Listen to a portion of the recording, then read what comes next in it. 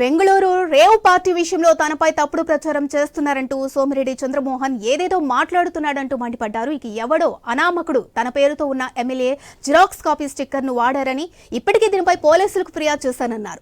ఇక ఏమీ ఆధారం లేకుండా గోవర్ధన్ రెడ్డి ఆర్గనైజ్ చేశాడు అని సోమిరెడ్డి అంటున్నాడని ఆగ్రహం వ్యక్తం చేశారు. తన పాస్పోర్ట్ నెల్లూరులోని తన ఇంట్లోనే ఉందని ఎవరైనా వెళ్లి చూసుకోవచ్చని అన్నారు. ఇక సోమిరెడ్డి చంద్రమోహన్ నీతిమాలిన రాజకీయాలు చేస్తున్నారంటే విమర్శించారు.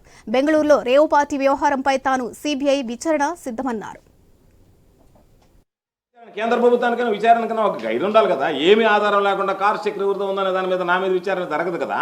కాబట్టి నా మీద విచారణ జరిపించాలనుకున్నప్పుడు దానికి సంబంధించి నిబద్ధతతో మనం వెళ్ళి ఇదిగో ఈ విధంగా ఉంది వెళ్దామని చెప్పి వెళ్ళాలి. నేను దేనికైనా సిద్ధంగా ఉన్నాననే దానికి రెడీగా ఉన్నాను. అదే నేను చెప్పింది. ఆ ఫామ్ హౌస్ ఓనర్ నాకు పరిచయం ఉన్నాడు కదా, ఆ పరిచయాలైనా బయట పెట్టి ఇదిగో ఈ సంబంధాలు ఉన్నాయి. ఫోన్ మాట్లాడితే ఇప్పుడు నువ్వు నా దగ్గరికి ఈరోజు వచ్చి మాట్లాడావు, నీతో సంబంధం ఉన్నట్టు కాదు కదా. కాబట్టి నాతో పరిచయం ఉందా, ముఖ పరిచయం ఉందా, సంబంధం ఉందా, ఏముందనేటువంటి దానికి నేను కూర్చొని చెప్తాను. చంద్రబాబు నాయుడు కూడా రేవు పార్టీలో ఉన్నాడని చెప్తా. చంద్రబాబు నాయుడు కొడుకు రేవు పార్టీలో ఉన్నాడని చెప్తా. రేవు పార్టీలో రైడ్ జరిగే ముందు వెళ్ళిపోయినారని చెప్తా.